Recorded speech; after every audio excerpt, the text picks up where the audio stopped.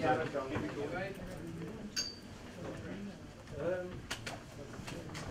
a... I'll have tea. Tea? Sugar? No sugar, thanks. No sugar.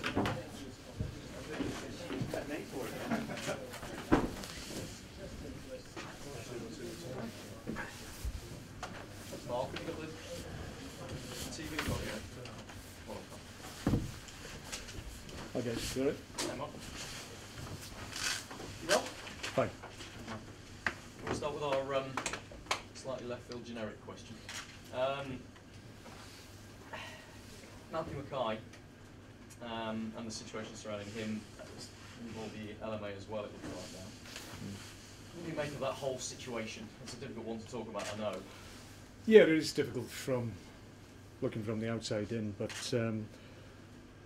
I don't know Malky as an individual. I come across him obviously in terms of when we play matches against each other, our teams go up against each other. He's always come across as a good guy, but I'm not privy to whether or not fundamentally he's got certain views or not. I won't be able to comment on that. I think what's happened is that a lot of people are at a lot of levels are bearing the consequences of what seems to have gone on. So it's a difficult situation, but let's make it clear: racism at any level or against any group is not acceptable in football or in society, and needs to be stamped down. Thank you. Hold on that one. The first game of the season, I know it disappointed you. It surprised a few people as well. Was it some of a wake-up call maybe for you and the players after? Well, I'm not sure. I think I mentioned in the weeks leading to the first game that I felt teams would show us a lot of respect this year because of what we did last year and what we've tried to do in the summer window. And teams will set out a strategy to try and negate our threats and come with a game plan, and I think that was the case with Villa. They executed it really well, and we found it difficult to break them down. But it's something that we've mentioned and talked about prior to the game, so it shouldn't have been a surprise to us, to be perfectly honest. But we need to be better in terms of finding a way around teams that come with a plan to make it difficult for us, because we'll face that more times than we possibly have done in the past. Is goal scoring still the biggest issue for you? Well, I think certainly in the first half, though, we created a number of good chances. As always, I think it's vitally important to score first in the Premier League. I think the significance of that is well documented, and if you can't get your nose in front, certainly as a home team, then it becomes mightily difficult for the away team to continue with the same game plan. They have to come out, and then it sometimes makes the game easier. But obviously they scored first, and that obviously built their game plan to a different level, and we found it hard to break them down. But overall, we knew we could do better on the day. I think that's fair to say, but we're conscious of the fact it was the first game of the season. We will improve as we did last year. We certainly became stronger as the season progressed, and we hope, obviously, that we will hit the ground a little bit better and with more pace than we did last week, this weekend. You've added to your attacking options, of course. Will Victor Moses feature in this game? Will he start, maybe? Well, there's a decision to be made on Victor. He hasn't had a great deal of football or training, to be perfectly honest. I think, having spoke to him, he's had something like 13 minutes of game time. So there's an argument that if you do involve him, then he may be put at risk. But in saying that, he's looked really strong in training. Looks really sharp. So maybe the answer is to throw him in and see how he goes. But I've made a decision on Victor. I'm conscious of the fact that it's important that we keep him for the right games and when he's at the right level, and maybe at the moment he's not quite there yet. Transfer stories abound as ever. Keko, the Spanish winger, has been released by an Italian side you've been linked with, and the smile on your face tells me there's nothing in that. No, I don't know anything about that. No, never heard of the fellow. Okay, the other one concerns outgoings and whether Wilson Palacios might be of interest to Aston Villa. Is there anything you can tell about that? I'm not aware of that interest. I think it's been difficult for Wilson. He obviously had an opportunity to go to Qatar, which was a good option for him, and for ourselves, I would suggest, but that fell through, so it's been a little bit difficult for him.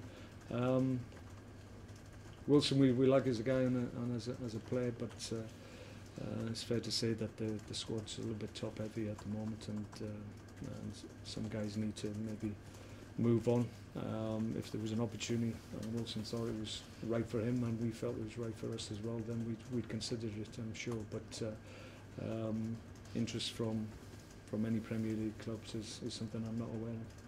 And is it fair to say that after a fantastic season last season where you broke all records for the club, the one disappointment probably was your away record, and something you need to address this season? Yeah, that's something we talked about as well prior to the first game. We need to improve that. If we do, then on the back of a good home form, which we sure will continue, if we put last weekend's efforts to one side, yeah, if we can improve our away form, that's going to help our season's total, obviously. So we feel, certainly in the second half of the season, that our away form and our results and performances improved, which wasn't the case in the first part. So we're trying to obviously get back to where we were when we finished the season, and against Stoke it won't be easy.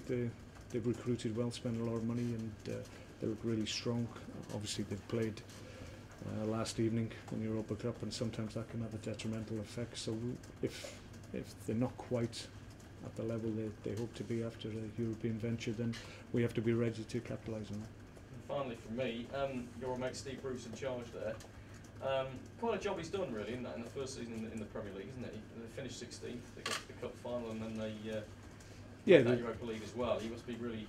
Yeah, the importance is obviously to stay in the league that first year. It's mightily difficult, as everybody knows, and they did that quite comfortably. I think for the most part they were mid-table for the majority of the season, and that's the consequence of good consistent play, and that's what you need in the Premier League. You can't allow yourself too much to do, because you can get tailed off, but that was never the case with them, so credit to them. And obviously the cherry on the top of the cake was the cup final, which they did exceptionally well in the final, could very easily have won it. So they've had a great season, as we have, so it'll be interesting to go up against them again.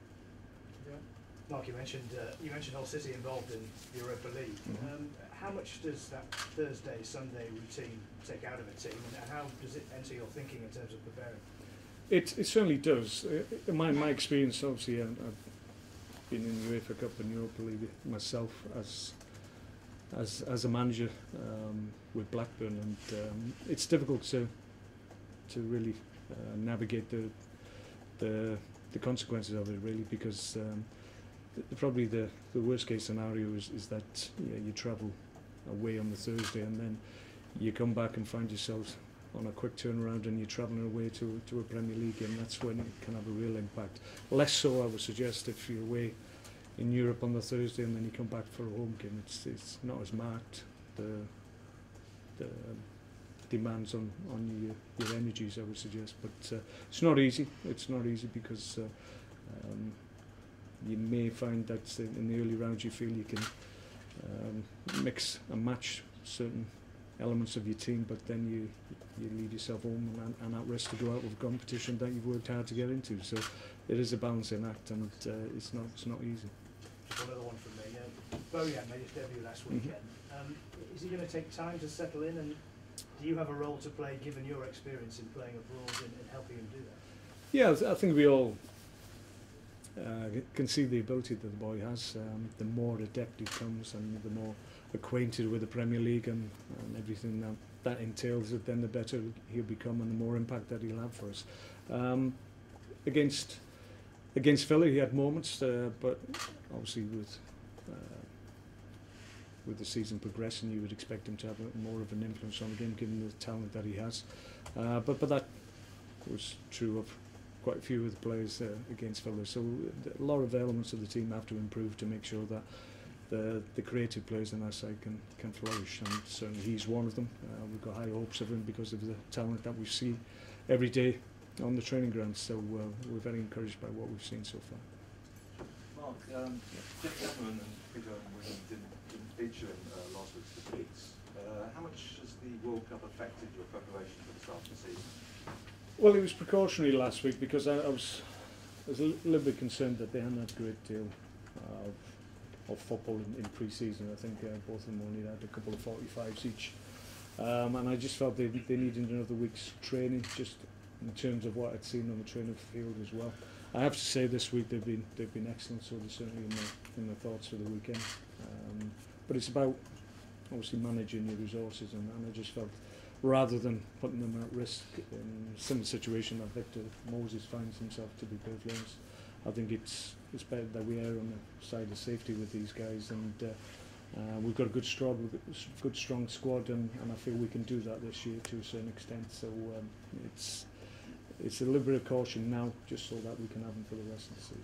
Did you feel you missed their sort of verve and pace last week? Well, to a certain extent, but hindsight's a wonderful thing, and I just felt before the game we still had enough to obviously win the game. It didn't happen, so as I said, with hindsight, you think, well, maybe we could have done with Peter and Jeff being involved, but those are decisions that you have to make before games. Any selection problems? Yeah, we have one problem with Stevie Ireland. Unfortunately, he's pulled a muscle in his rib cage, so he's very sore at the moment. He's likely to be out for a couple of weeks, I would think. Again, but he's had a rib injury, knows how painful it is, so it's just a case of him being able to overcome the pain that he's finding at the moment. It's very difficult to put a time scale on it. It's just when he can cope with the level of pain that he's got at the moment, and when he can, then that's when he'll be able to play. Mark, there's a link with Shotton maybe possibly going out on loan to Derby County. Is that a possibility? I think there's an interest being shown. I spoke to Ryan today in terms of that, so I think if it works for all parties, then I think that's something that we'd look favourably on. I think Ryan is probably at a point in his career where he needs to be at a club where he has more opportunities. Fair to say that I haven't been able to give him too many opportunities since I've been at the club, and that's not due to his performances really. It's just that he hasn't been able to force his way in. So I think we came to the view that for his career to start going in the right direction, rather than being in a state of limbo, which it seems to be at the moment, then he'd probably better if he moved on. And if it is Derby, then I would encourage that, because they're a good club, and they're looking to obviously get back into the Premier League, which obviously Ryan would want to do himself. So it'd be a good option if it suits all parties.